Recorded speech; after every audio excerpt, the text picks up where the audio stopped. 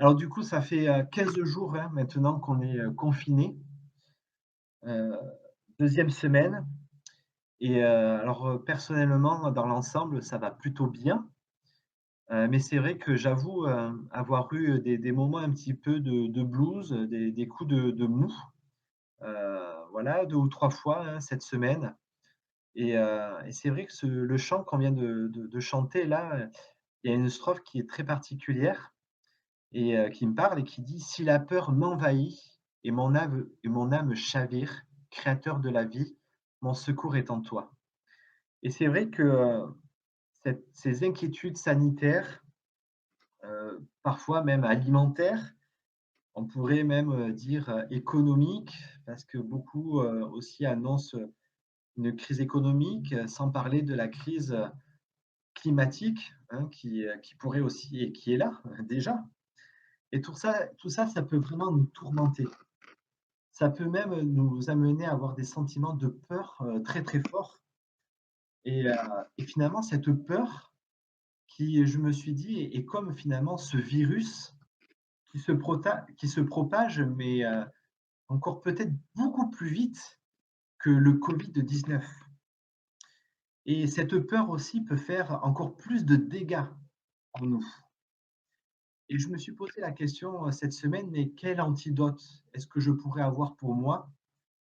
Et pour justement affronter ces peurs qui m'envahissent, ces angoisses qui parfois me traversent et justement, cette semaine, plusieurs passages m'ont interpellé et j'avais à cœur, en tout cas, de vous partager, un passage qui m'a fortement parlé et qui se trouve dans l'épître de Paul aux Philippiens, au chapitre 4 et justement, qui nous invite à réfléchir sur cette émotion, sur ce sentiment de peur qui est là, ces inquiétudes qui sont là et qui peuvent véritablement nous assaillir en ce moment et surtout après 15 jours de confinement. Alors je vous invite à lire avec moi, hein, donc Philippiens au chapitre donc 4. Donc Philippiens chapitre 4, on va lire à partir donc du verset 4 jusqu'au verset 9. Donc Philippiens 4, verset 4 jusqu'au verset 9. Alors voici ce que l'apôtre Paul nous dit. Il est écrit: réjouissez-vous toujours dans le Seigneur. Je le répète, réjouissez-vous. Que votre douceur soit connue de tous les hommes. Le Seigneur est proche. Ne vous inquiétez de rien, mais en toute chose, par la prière et la supplication, avec des actions de grâce, faites connaître à Dieu vos demandes. Et la paix de Dieu, qui surpasse toute intelligence, gardera vos cœurs et vos pensées en Christ Jésus. Au reste, frères et sœurs, que tout ce qui est vrai, tout ce qui est honorable, tout ce qui est juste, tout ce qui est pur, tout ce qui est aimable, tout ce qui mérite l'approbation, ce qui est vertueux et digne de louange, soit l'objet de vos pensées. Ce que vous sera avec vous. Ne vous inquiétez de rien. Vous allez me dire, il a de l'audace, cet apôtre Paul, de nous dire ça, surtout en ce moment, avec ce que nous sommes en train de vivre, n'est-ce pas? Si Paul écrivait ça en ce moment et nous le disait, on pourrait vraiment le taxer d'insensible ou dépourvu d'empathie par rapport à notre crise sanitaire aujourd'hui. Ne vous inquiétez de rien. Il manque pas de toupet de nous dire ça, n'est-ce pas? Mais pourtant, mais pourtant, lui aussi, quand il écrit ces mots, était également dans le confinement. Lui aussi était privé de voir ses amis, sa famille et ses églises. Et bien plus, contrairement à nous, il n'avait pas de connexion à l'époque. Parce que Paul, en écrivant ces lignes-là, eh bien, il était incarcéré dans une prison romaine à cause de sa foi. Il avait été emprisonné et actuellement, quand il écrit ces livres, ces lignes, il était dans une cellule de 10 mètres carrés. Alors, tout d'un coup, Eh bien, ces mots, eh bien, nous vont droit au cœur. Quand on comprend que Paul est confiné en prison, ces mots prennent tout leur sens. Ne vous inquiétez de rien, nous dit la parole de Dieu. Ne soyez pas troublés par ce que vous vivez, et même confinés. Alors, bien entendu, l'apôtre Paul ici n'est pas en train de nous dire d'étouffer nos craintes, d'étouffer nos angoisses que nous pouvons ressentir. Et il est important, bien sûr, de laisser nos peurs s'exprimer. Elle nous révèle également en réalité que nous ne maîtrisons pas véritablement notre futur. Les peurs que nous ressentons ont toujours un écho par rapport à un futur qui n'est pas maîtrisé par nous-mêmes, un avenir ou des projections qui ne se réaliseront certainement pas telles que nous les avons imaginées. Finalement, les peurs dictent également aussi nos comportements et nous préparent à agir bien souvent. Par exemple, face à un danger, il est normal, ce sentiment de peur, il est normal de susciter un comportement, une action et de nous protéger. Mais parfois, les peurs, quand elles deviennent excessives, quand elles deviennent démesurées et quand elles sont entretenues, surtout en nous, eh bien, elles peuvent aller jusqu'à nous paralyser et même nous engloutir. Et Paul ici va vraiment dans ce sens.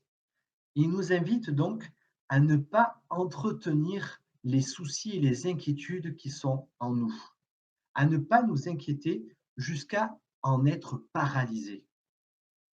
Alors bien sûr, on voit également quand on creuse le sens du mot inquiet, il y a derrière cette invitation se trouve une idée de ne pas être partagé, de ne pas être distrait par quelque chose, par des circonstances.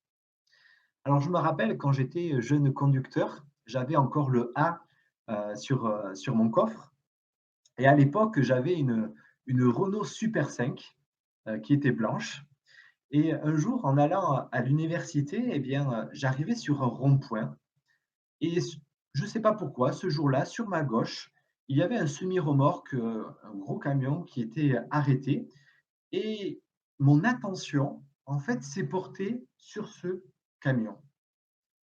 Et là, je n'ai pas vu que devant moi, ça freinait et vous pouvez imaginer qu'est-ce qui s'est passé? Boum, j'ai cartonné. En réalité, qu'est-ce qui s'est passé? Eh bien, mon attention, l'attention que je portais sur la circulation avait été partagée. Elle avait été distraite. Eh bien, je dirais que quand nous nous inquiétons, c'est un petit peu la même chose. Nos yeux ne regardent pas au bon endroit. Notre attention est dirigée sur un mauvais objet. Nous sommes donc distraits, nous sommes donc partagés. Et boum, ces peurs nous paralysent, elles nous écrasent. Et nous réalisons donc que finalement, quand on parle de ce sujet des inquiétudes, il y a derrière, bien sûr, une question de foi. Il y a une question de confiance. Car quelles que soient les circonstances, c'est la manière dont nous les regardons qui va déterminer notre état intérieur. C'est la manière dont nous focalisons nos pensées qui aura un impact sur nos émotions. C'est l'orientation que nous choisissons qui touchera notre être intérieur également. Et nous avons besoin d'être rassurés, n'est-ce pas? Mais quel est ou qui est l'objet de notre foi? Qui est l'objet de notre confiance? Qui regardons-nous quand ça ne va pas? Où focalisons nos pensées? Où focalisons-nous nos pensées et quelle orientation choisissons-nous pour ne pas être partagés, pour ne pas être distraits, pour ne pas donc entretenir ces soucis, cette inquiétude jusqu'à la paralysie? Et nous voyons bien sûr dans ce texte que la foi, et bien sûr la foi en Dieu manifestée par Jésus-Christ, révélée en Jésus-Christ, la foi en Dieu est la solution à l'inquiétude. Parce que l'apôtre Paul, dans la suite du texte, nous invite à rechercher véritablement le Créateur. Il nous invite à rechercher celui qui est maître des circonstances, qui est maître de toutes choses, pour ne pas être dominé justement par l'inquiétude, mais plutôt pour être dominé par le Créateur et ce que lui veut implanter en nous. Et nous le voyons donc au verset 6, à la deuxième partie du verset 6. Regardez une fois encore, on dirait que l'apôtre Paul change subitement de ton. Il dit, ne vous inquiétez de rien, mais. C'est comme s'il nous disait littéralement, hein, on pourrait traduire ça par plutôt que de vous inquiéter ou au lieu de vous faire du souci ou au contraire, eh bien voilà ce que je vous propose. Paul ici va nous proposer 3 antidotes, justement pour ne pas être inquiet jusqu'à la paralysie. Il va nous expliquer, voilà comment ne pas être paralysé par la peur. Voilà comment ne pas entretenir l'inquiétude. Voilà comment garder les yeux au bon endroit. Finalement, voilà comment manifester votre foi en Dieu. Et je vous invite donc à regarder ces 3 antidotes. 3 antidotes ici qui nous sont proposés pour vaincre l'inquiétude, pour pas que ces peurs nous paralysent. Et donc le premier antidote se trouve dans la suite de ce verset 6, où il nous dit, donc effectivement, au lieu de vous inquiéter, eh bien, voilà le premier antidote.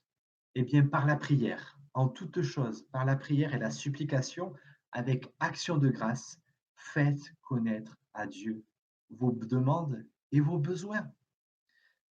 Faites connaître à Dieu vos demandes et vos besoins. Un jour, un ami me disait, alors que j'allais pas trop bien, il me disait, et Olivier, c'est pas telle ou telle chose qui t'accable ou qui t'inquiète en ce moment, mais c'est parce que tu t'obstines à les porter tout seul. Et il avait bien raison. J'oubliais que Dieu était celui en qui je pouvais décharger tous mes soucis, celui sur qui je pouvais être rassuré, être soigné de l'intérieur véritablement. Alors, au lieu de nous inquiéter, faisons connaître à Dieu nos besoins par la prière et la supplication. Et ici, le mot prière désigne en quelque sorte l'état d'esprit ou l'esprit de prière dans lequel nous pouvons être tout au long d'une journée, de notre quotidien, car nous avons conscience que Dieu est à côté de nous, et quelle que soit la circonstance, sa présence est une réalité, quelles que soient les circonstances. Et les supplications ici, dans ce texte, s'orientent plus particulièrement sur l'expression de nos besoins, l'expression de notre demande précise à Dieu, de ce que nous avons besoin, parce que nous avons un mal, nous avons peur, mais nous avons besoin de lui dire: «Rassure-moi, Seigneur». Parce que lui prend en compte notre être, il prend en compte nos émotions, il prend en compte nos besoins. Et tout cela, on le voit, il y a une espèce de package. Tout cela est invité à être exprimé avec action de grâce, nous dit le texte, c'est-à-dire avec reconnaissance pour tout ce que nous avons déjà en notre possession. Car souvent, hein, c'est cet élément, je trouve en tout cas, c'est cet élément qui fait défaut quand nous sommes inquiets, quand notre regard n'est pas dans la bonne direction. On peut demander à Dieu, mais on est focalisé sur nous, sur nos peurs, alors que la reconnaissance à Dieu, voir ce que nous avons de bien, va nous permettre de nous décentrer de nous-mêmes pour que l'action du Saint-Esprit soit plus précise et agisse en nous. La prière donc de reconnaissance a pour objectif de nous décentrer de nous-mêmes pour reconnaître celui qui fait grâce et qui nous donne vie, qui nous donne déjà tellement de belles choses. Elle nous invite donc, cette prière de reconnaissance, à nous centrer sur Dieu, le rocher, le seul qui peut nous rassurer, pour qu'il change notre regard sur les circonstances. Parce que souvent dans nos prières, on dit: Seigneur, change les circonstances. Mais l'œuvre du Saint-Esprit en nous, c'est de changer notre regard sur les circonstances. Et là, il me semble que beaucoup de choses changeront. Alors imaginez, vous êtes dans un musée et vous êtes devant un tableau blanc. Et le peintre a juste fait un point noir, comme celui-ci, juste un point noir sur ce tableau blanc. Qu'est-ce que vous voyez sur ce tableau? Eh bien, n'est-ce pas? Nous allons voir le tableau blanc, le point noir, pardon. Nous allons voir le point noir. Et c'est exactement la même chose quand nous nous inquiétons, il me semble. C'est comme si nous étions devant ce tableau blanc, à voir uniquement le point noir, c'est-à-dire nos inquiétudes. Et nous prions pour que ce point noir disparaisse de notre vie en oubliant toutes les zones blanches et n'oubliant en remercier Dieu pour toutes les zones blanches qui sont là, c'est-à-dire les bénédictions qu'il nous accorde. Et finalement, nous nous laissons distraire et dominer par ces points noirs, par ces inquiétudes, alors qu'il y a aussi des sujets de reconnaissance à reconnaître et à exposer à Dieu. Du coup, la prière de reconnaissance nous orientera dans la bonne direction et nous aidera donc à garder les yeux sur le bon endroit. Elle nous aidera donc à ne pas être paralysés par ces peurs, mais nous centrer véritablement sur le véritable objet qui rassure. Et la preuve, le verset 7 le dit, hein, et la paix de Dieu qui surpasse toute intelligence gardera vos cœurs et vos pensées en Jésus-Christ. La conséquence de ce type de prière est l'invasion de la paix de Dieu, c'est-à-dire nous pouvons retrouver un état de tranquillité, de sérénité, de repos, même au cœur de la tempête, car nous avons choisi la bonne place dans la présence de Dieu. Et ça, c'était le premier antidote. Donc, prier avec reconnaissance. Le deuxième antidote que l'apôtre Paul nous invite à développer ici dans ce texte, c'est l'idée de bien occuper nos pensées. Donc, premier antidote, prier avec reconnaissance pour nous décentrer de nous-mêmes et voir les bonnes choses. Deuxième antidote, bien occuper nos pensées. Je relis le verset 8. Au reste, frères et sœurs, que tout ce qui est vrai, tout ce qui est honorable, tout ce qui est juste, tout ce qui est pur, tout ce qui est aimable, tout ce qui mérite l'approbation, ce qui est vertueux et digne de louange, soit l'objet de vos pensées. Et plus loin, il dit, et le, paix de Dieu, et le Dieu de paix sera avec vous. Alors bien sûr, nous savons combien il est important de nourrir nos pensées de choses positives pour aller bien. Et le contexte de notre crise actuelle en est un exemple concret. Je me suis rendu compte cette semaine que j'allais pas très bien quand je regardais les informations à la télévision, qui sont tellement anxiogènes, qui mettent en nous des pensées de mort, des pensées négatives, des pensées avec ces statistiques anxiogènes, des pensées malsaines qui sont là et qui viennent noircir les émotions, n'est-ce pas? Bien occuper nos pensées. Voilà un deuxième antidote pour ne pas être paralysé par nos inquiétudes. Alors ici, bien sûr, l'apôtre Paul nous encourage plutôt à nourrir notre pensée de ce qui est vrai, de la vérité, de ce qui a une réelle valeur, de ce qui est juste, de ce qui est pur, de ce qui est agréable, de ce qui est honorable. Il nous exhorte donc à porter notre attention sur des choses, des informations qui ont ces caractéristiques que nous venons de lire. Et bien pourquoi? Eh bien parce que nos pensées auront forcément un impact sur nos émotions et qui influenceront également nos attitudes et notre comportement pour qu'ils soient meilleurs, n'est-ce pas? Si nous nous nourrissons de bonnes choses. Et ça, on le voit bien, hein, les médias et notamment les publicités hein, l'ont bien compris. Hein. Un message qui est infiltré dans notre pensée va déclencher, va susciter une décision, une action. Hein. Et quand on voit les pubs à la télévision, hein, ça entre dans notre pensée pour déclencher des processus d'achat. Et c'est exactement avec ces inquiétudes. Comment ne pas être inquiet? Comment ne pas être suscité et ne pas être paralysé par nos peurs? Eh bien, nourrir nos pensées de bonnes choses pour qu'elles envahissent également nos émotions et notre comportement. Alors, si l'inquiétude est présente en ce moment pour vous? Eh bien, veillons. Veillons à bien occuper notre pensée de choses qui en valent vraiment la peine.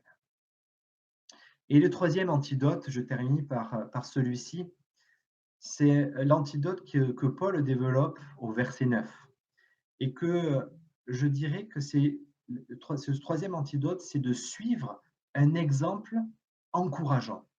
Suivre un exemple encourageant dans notre vie.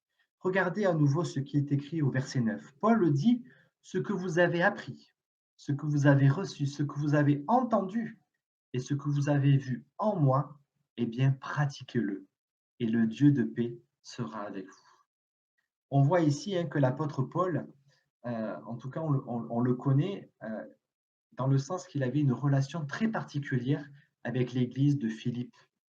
C'était une église avec laquelle il avait noué des relations très intenses.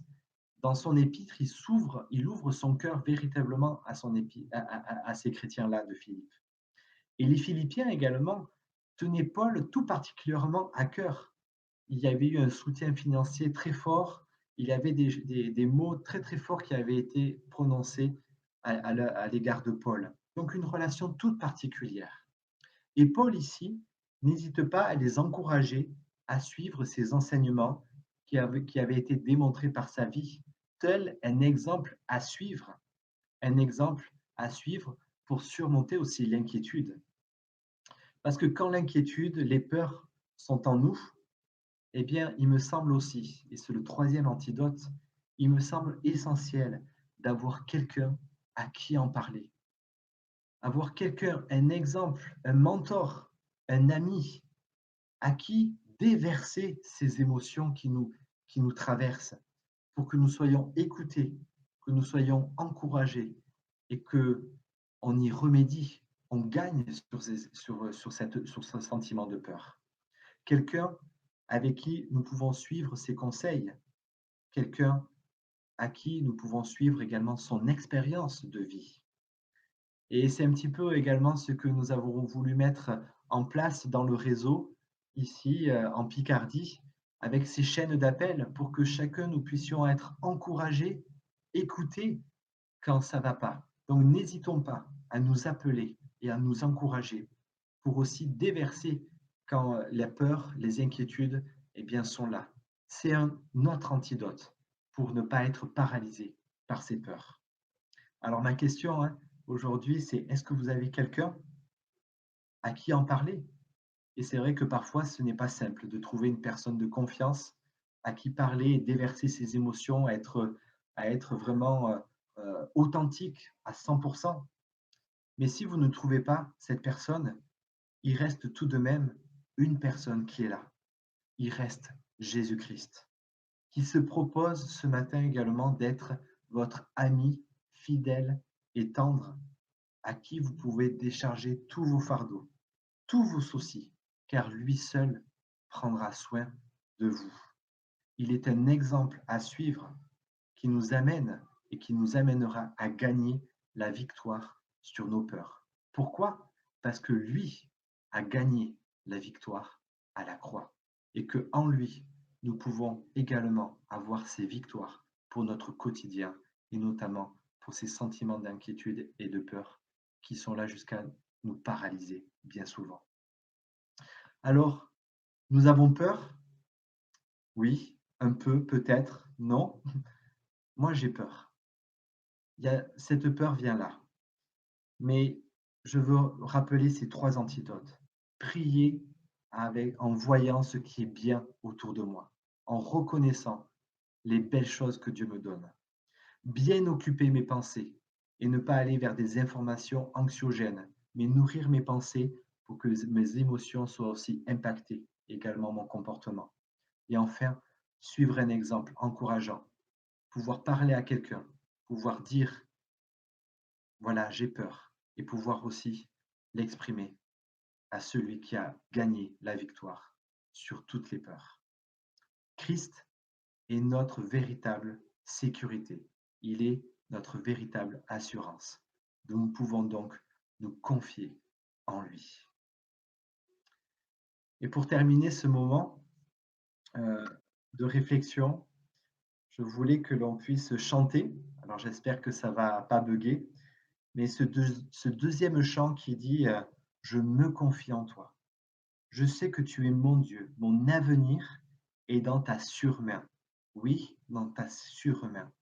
Et je vais vous inviter aussi à le chanter telle une réponse que vous pourriez adresser à Dieu ce matin face aux inquiétudes qui vous assaillent, face aux peurs qui vous traversent. Oui, je veux me confier en toi, ô Dieu, parce que tu es ma sécurité. Donc je vous invite à chanter maintenant cet autre chant.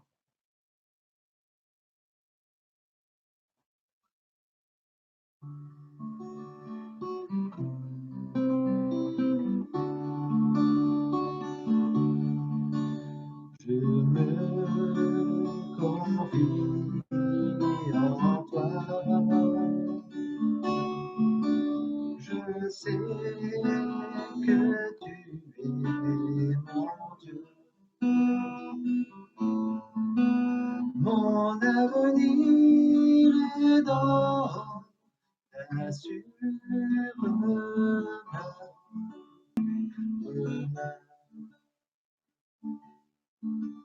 Je te bénis, Seigneur. Tu es mon puissant sauveur. Oui, ton amour pour moi durera toujours. Pour moi durera toujours. Je me confie, je me confie en toi. Je sais que tu es mon Dieu. Mon avenir est dans ta sûre main. Et dans ta sûre main.